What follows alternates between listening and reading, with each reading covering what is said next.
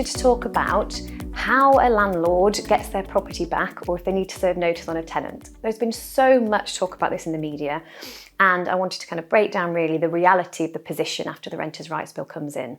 So yes, Section 21 or no fault evictions are being abolished, but all of the elements and the reasons that you would want to get your property back as a landlord are now going to be covered under these Section 8 grounds. So Section 8 grounds are currently something that we use as agents and solicitors, but they're going to be extra grounds that covers the main ones that we would worry about, which is if you want to sell your property or if you or a family member wants to move back into a property. So let's just kind of break through a little bit the worry about the Section 21 notice going.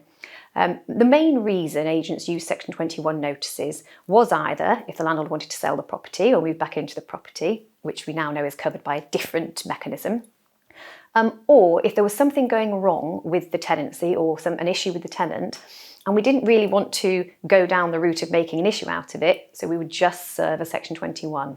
The amount of times that we served a Section 21 for any other reason, I really can't think of one.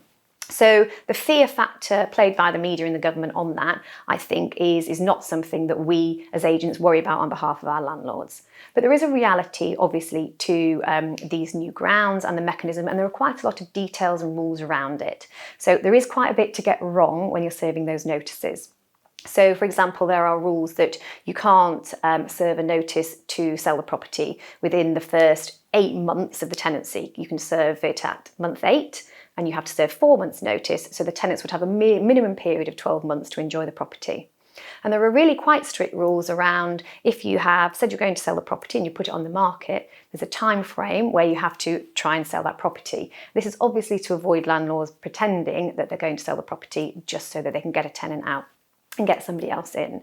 So lots of different dates and timeframes to check on, and quite serious penalties and fines for breaching those. So again, something that your agent will be able to look out for you and make sure you're not falling foul of any of those rules at all.